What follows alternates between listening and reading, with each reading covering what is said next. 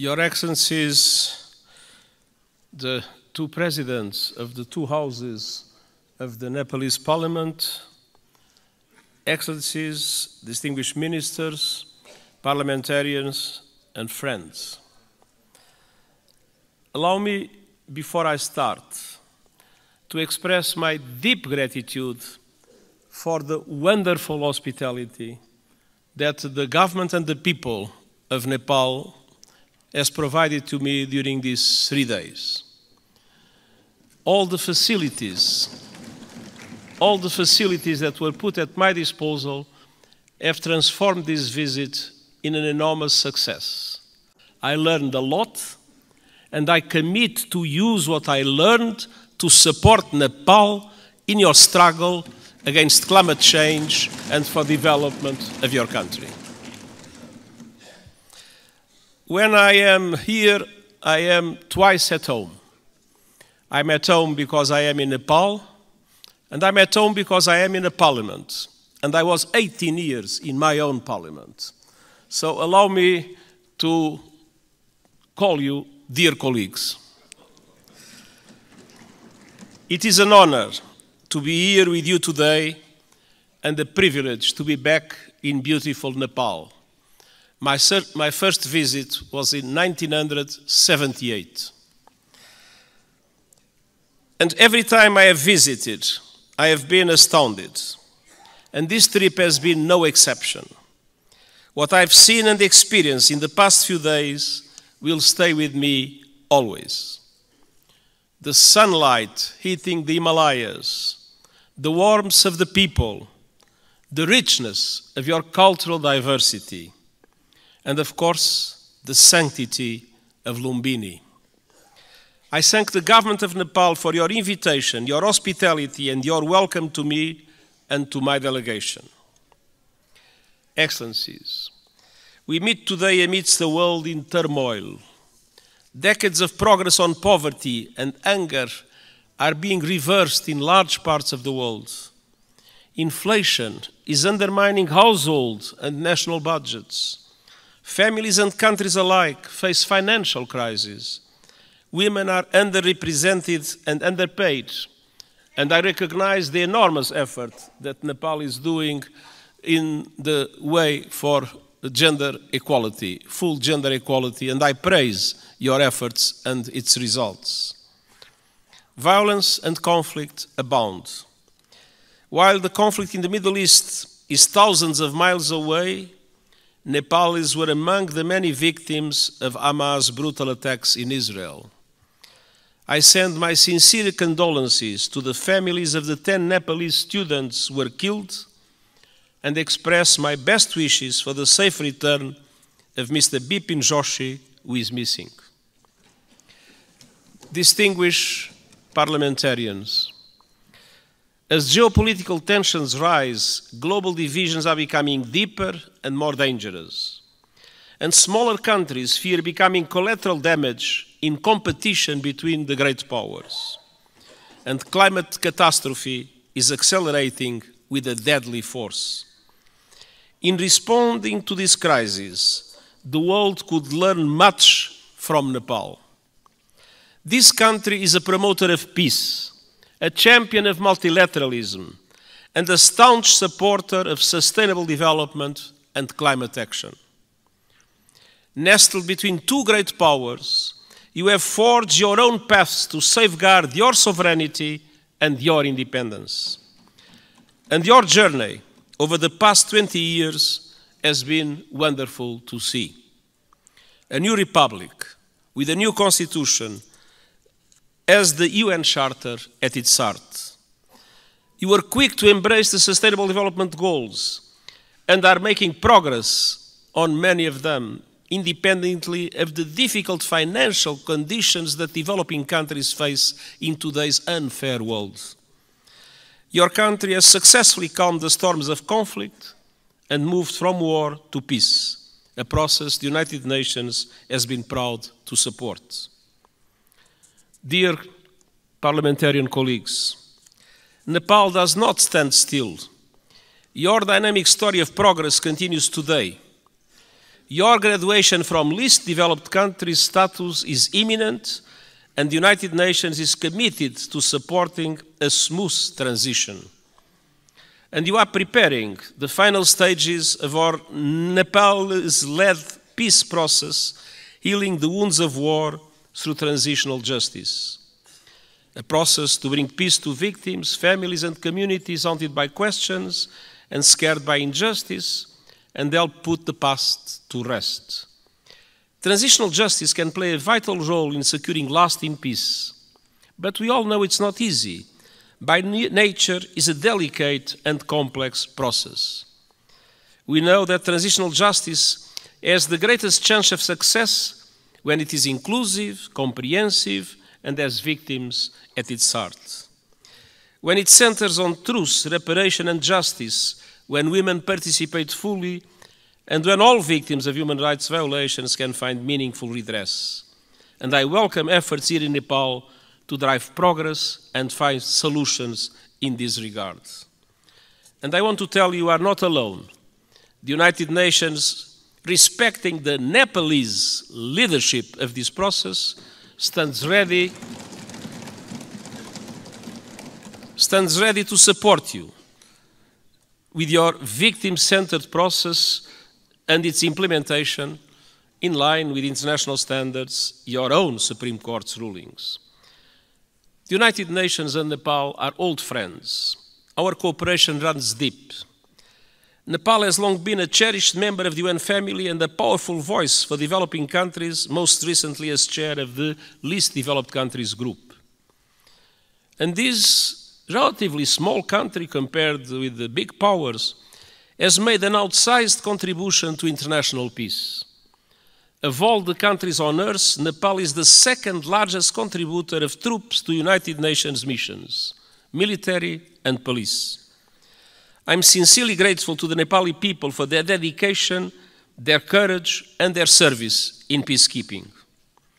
And I would like to take a moment and ask for one moment of silence to honor those Nepalese who have lost their lives serving under the blue flag.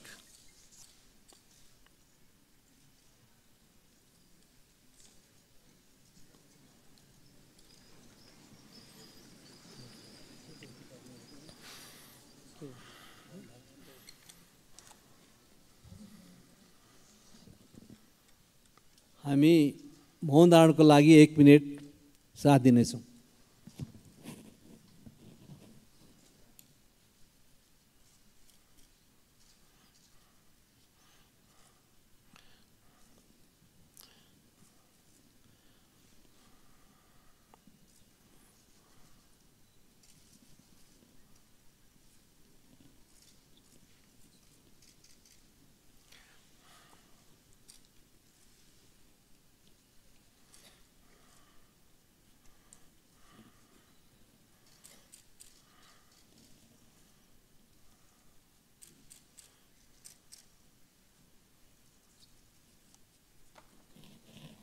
Thank you.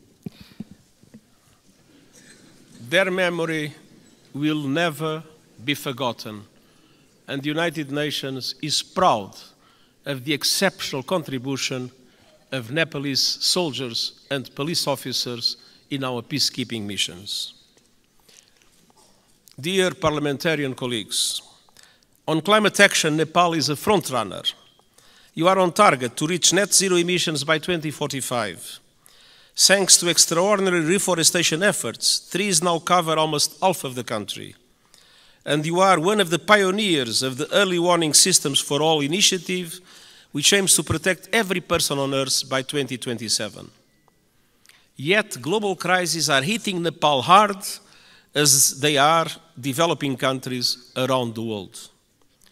The lingering effects of COVID-19 pandemic, inflation, and above all the climate crisis are threatening hard-won development gains and squeezing the funds available for investment. Nepal contributes a minimal fraction of a percent, 0.000%, to global emissions. But monsoons, storms, landslides, are growing in force and ferocity, sweeping away crops, livestock, and entire villages, decimating economies and ruining lives.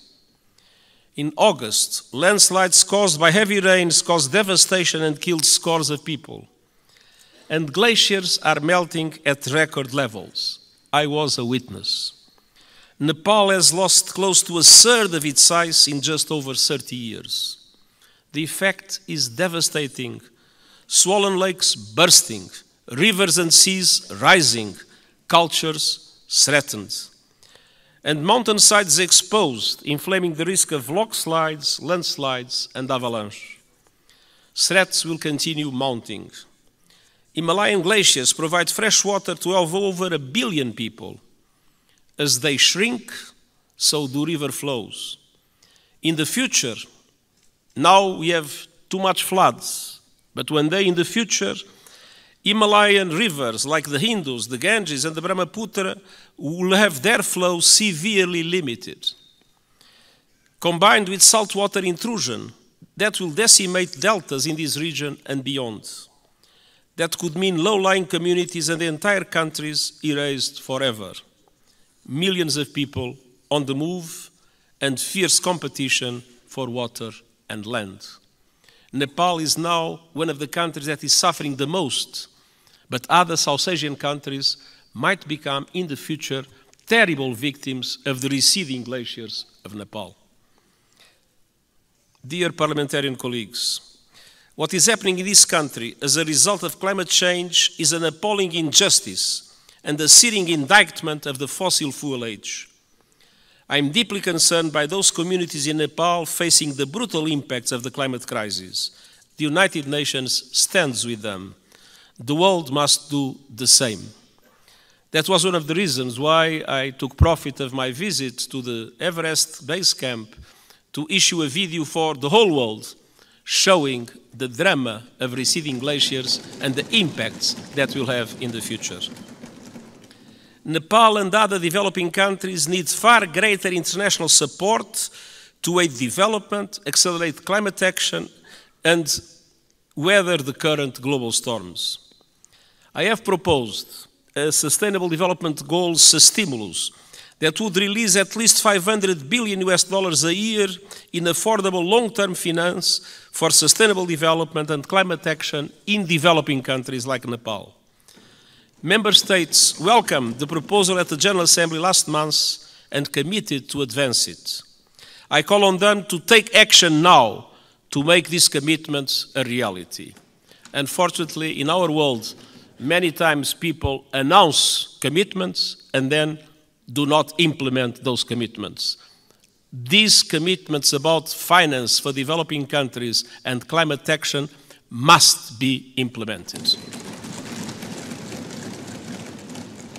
I urge leaders to act on climate without delay, with the biggest emitters leading from the front. All countries must put the acceleration agenda I propose into effect to limit the rise in global temperature to 1.5 degrees Celsius. And they must make COP28 count with a strong outcome building on the so-called global stocktake. And we also need to deliver climate justice. Developed countries must honor the promise of $100 billion a year to support developing countries in climate, and double adaptation finance as a first step of devoting half of climate finance to adaptation. Investment in the resilience of communities, in the resilience of infrastructure is today a must, because climate change impacts are not a problem of the future, they are felt today by the populations, and it is today that developed countries must support countries like Nepal to do the necessary investments in that regard. The most vulnerable must be at the center of efforts to build climate resilience. And all parties must operationalize the landmark loss and damage fund at COP28 this year. There is loss and there is damage. You can see it in Nepal. There must be a compensation for it. The Nepalese people depend on it. For families that have lost their home to storms, for communities forced to abandon their villages by rising rivers, Loss and damage is not a negotiating point or a bureaucratic abstraction, it is a lifeline. Dear parliamentarian colleagues, Nepal has long been a friend to the international system, and today their system is in dire need of refresh, revitalization and reform. The world is in a state of flux. It is moving towards multipolarity, and that is a good thing. A multipolar world provides new opportunities for leadership and balance on the global stage. But this new dynamic requires strong multilateral institutions to maintain peace. History shows us that. At the beginning of the 20th century, Europe was multipolar, but without strong multilateral institutions, it descended into war that engulfed the world. That is not a risk we can take. We need strong international reformed institutions that reflect the realities of today. But ours, like the Security Council or the Bretton Woods system, mirror the world in which they were founded almost 80 years ago. They correspond to 1945. They do not correspond to what is the world in 2023. That must change. Developing countries must have far greater representation in international institutions. I have called for reform of the outdated United Nations Security Council, and I have proposed measures to reform the global financial architecture so that it better represents developing countries and responds to their needs. And these proposals are gaining traction at this year's United Nations General Assembly and beyond. But of course, there is always the resistance of those that benefit from the present unfair systems. The United Nations Summit of the Future next year is an important chance to push further progress, and I count on Nepal's support to help make the change we need a reality. Dear parliamentarian colleagues, multilateralism must both reflect the world and respond to it. That means creating the institutions and tools we need to address new threats and to seize new opportunities. Today, technology is an example of both. It can solve problems and spur development, or it can entrench divisions and inflame inequality. Today, it's doing too little of the former and too much of the latter. We need a global response to the technologies that are changing the world at astonishing speed, to harness them for the good of humanity. And all countries must have a say, not only the most rich countries in the world that have more resources to develop those new technologies. My high-level board on artificial intelligence includes experts from G77 countries, the Global South. It will report this year, so member states can consider global governance options for artificial intelligence. And it must also bring the benefits of technology to all and ensure that a new technological era, no one is left behind. This is the purpose of the Global Digital Compact the United Nations is proposing. It aims to bring together governments and industry to ensure that technology works for all and accelerate the Sustainable Development Goals. And I hope the Summit of the Future will be an excellent chance to push progress. As a steadfast champion of multilateralism, peace, and developing countries' interests, Nepal will be a vital ally at the summit. Dear parliamentary colleagues, it has been my great pleasure to visit this extraordinary country over the past few days. What I've seen confirms a simple truth. Nepal is a friend of the world, so the world must be a better friend to Nepal. And the United Nations will never stop fighting to make that a reality, and I thank you.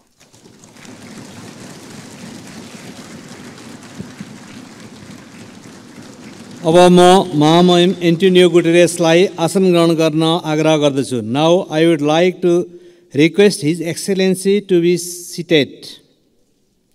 माननीय सदस्यहरू, संयुक्त राष्ट्रसङ्घका महासचिव महामहिमबाट आज सङ्घीय संसदको दुवै सदनको संयुक्त बैठकलाई भएको सम्बोधनप्रति निम्नलिखित धन्यवाद प्रस्ताव प्रस्तुत गर्दछु. धन्यवाद प्रस्ताव. संयुक्त राष्ट्रसङ्घका महासचिव महामहिम एन्टोनियो गुटेरेसबाट नेपालको सङ्घीय संसदको दुवै सदनको संयुक्त बैठकलाई गर्नुभएको सम्बोधनको लागि संयुक्त सदनको यो बैठक महामहिमप्रति धन्यवाद ज्ञापन गर्दछ.